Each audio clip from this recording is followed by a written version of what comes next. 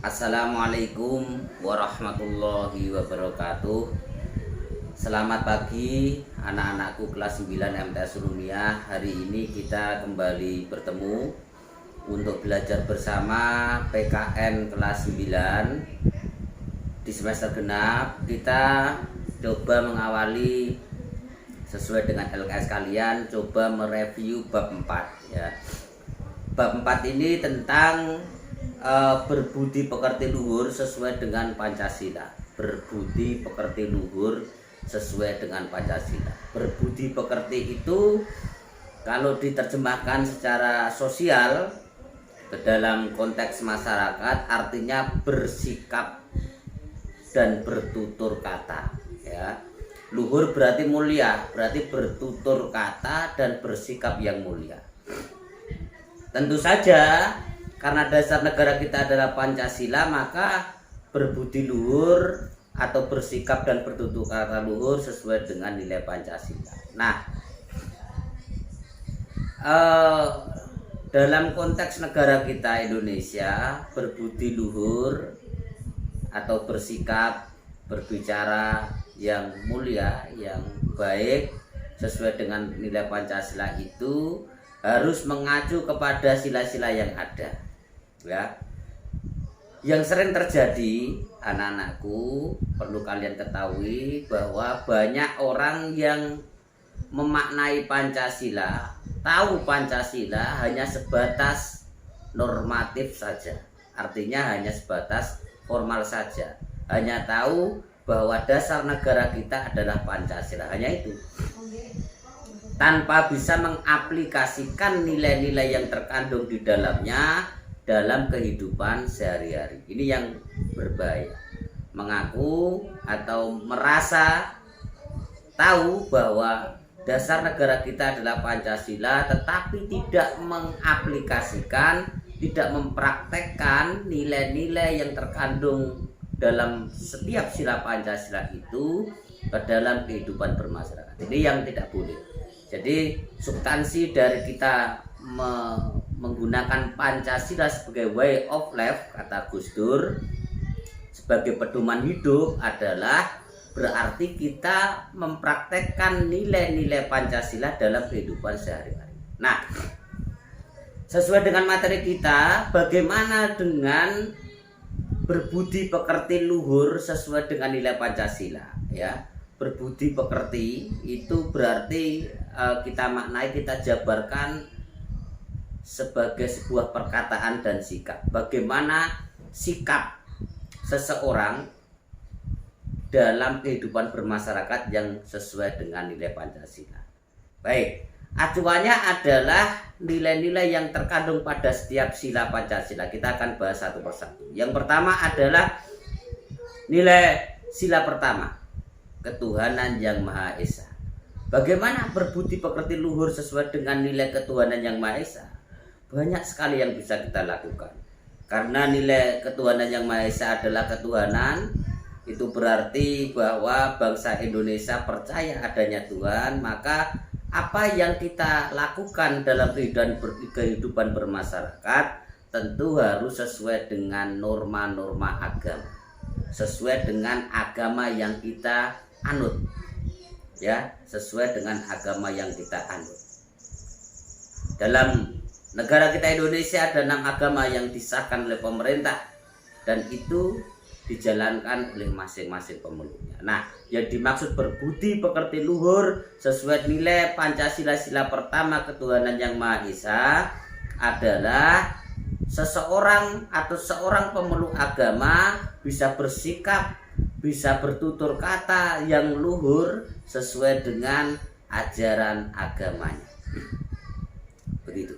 Itu yang dimaksud berbudi pekerti luhur sesuai dengan nilai Pancasila sila pertama ketuhanan yang Maha Esa. Ya.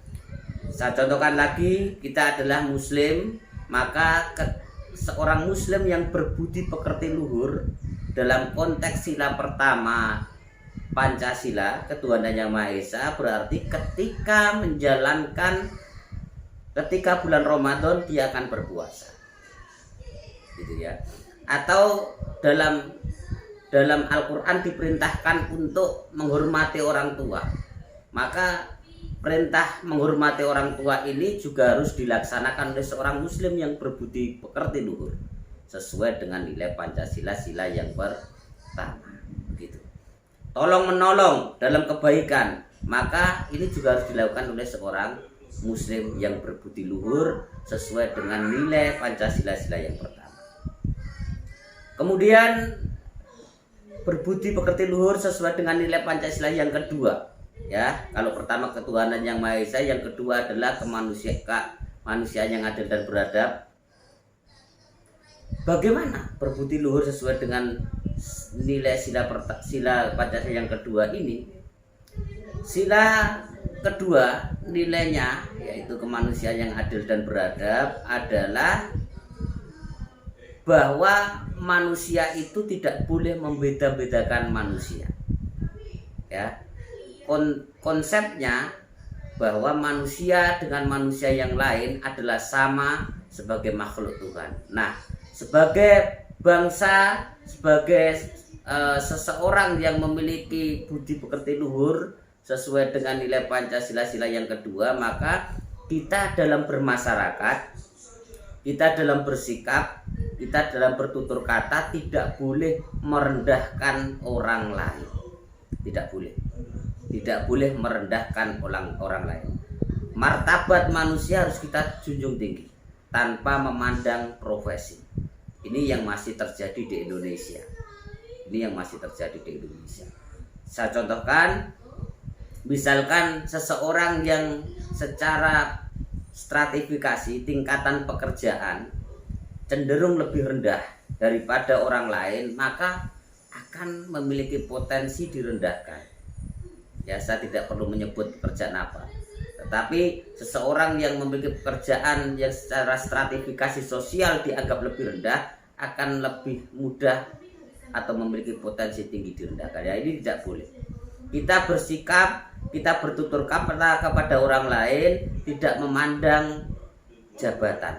Kita tidak memandang kedudukan. Kita tidak memandang pekerjaan. Ya, kalau kita bersikap dan bertutur kata sesuai dengan nilai Pancasila yang kedua, semua manusia harus kita anggap baik. Semua manusia harus kita sikapi dengan baik. Tidak boleh kita hanya baik kepada orang yang lebih kaya saja, kita hanya baik kepada orang yang pekerjaannya lebih tinggi, kita hanya baik kepada orang yang secara penampilan bagus. Itu tidak boleh. Berarti itu tidak sesuai dengan nilai Pancasila sila yang kedua, kemanusiaan yang adil dan beradab. Begitu. Ya. Ini yang perlu kita lakukan, termasuk di lingkungan pesantren, di lingkungan sekolah. Berteman tidak boleh pilah-pilah hanya kepada berteman hanya kepada yang pintar saja, berteman dengan hanya yang orang kaya saja. Ini yang jadi persoalan. Tidak boleh. Berteman adalah sama karena manusia di mata Tuhan adalah sama. Itu. Kemudian bertutur kata atau budi pekerti yang luhur sesuai dengan nilai sila ketiga Persatuan Indonesia adalah bagaimana kita bisa mengedepankan kepentingan nasional, kepentingan publik di atas kepentingan pribadi. Ini berbudi pekerti luhur. Contohnya adalah berulang kali saya contohkan, saya katakan, saya sampaikan bahwa ketika kita memiliki kemampuan untuk memberikan sesuatu kepada masyarakat, kepada negara, maka kita harus memberikannya. Ya. Misalnya pemerintah desa mau membuat jalan baru, dan jalan itu salah satunya adalah melewati lahan panjenengan, lahan kita. Karena itu untuk kepentingan orang banyak dan kita punya lahan itu dan lahan kita banyak, punya lebih, maka sebagai warga negara yang berbudi pekerti luhur sesuai dengan nilai Pancasila sila yang ketiga, maka kita harus berkenan memberikannya. Meski kadangkala ada nilai yang harus dikeluarkan oleh pemerintah, semacam ganti rugi.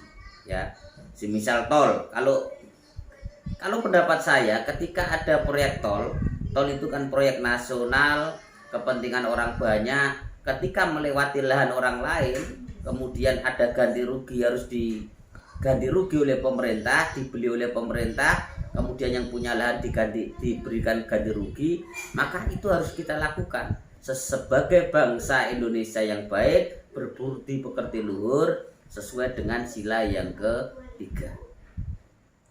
Sayangnya sampai hari ini kadang-kala masih ada masyarakat yang enggan mengorbankan lahannya untuk kepentingan yang lebih besar, meski sudah diberikan ganti rugi, ya, dengan alasan yang bermacam-macam. Itu ya. Jadi yang perlu digarisbawahi adalah berbudi pekerti luhur sesuai nilai Pancasila sila ketiga adalah menempatkan kepentingan umum di atas kepentingan pribadi, tidak egois, tidak yang penting kepentingan saya terlaksana, tidak yang penting kepentingan saya terakomodir, tidak, itu namanya egois. Ya, prinsipnya adalah mengedepankan kepentingan orang banyak. Kemudian berbudi pekerti luhur sesuai dengan Pancasila sila yang keempat, ya, kerakyatan yang dipimpin oleh hikmat kebijaksanaan dalam permusyawaratan perwakilan adalah ketika menyelesaikan persoalan, ketika menyelesaikan sesuatu, maka harus mengedepankan prinsip-prinsip musyawarah. Ya, prinsip-prinsip musyawarah. Salah satunya adalah bagaimana berdemokrasi yang baik. Ya, begitu. Jadi jangan sampai nih ciri khas bangsa Indonesia yang memiliki tenggang rasa tinggi itu hilang karena ada perkembangan zaman. Berbudi pekerti luhur sesuai dengan nilai Pancasila sila yang keempat, ya, adalah bagaimana kita menyelesaikan sesuatu dengan mengedepankan musyawarah, itu ya. Kemudian yang terakhir, berbudi pekerti luhur sesuai dengan nilai Pancasila sila yang kelima, keadilan sosial bagi seluruh rakyat Indonesia, maka kita harus menghormati hak-hak yang dimiliki oleh orang lain.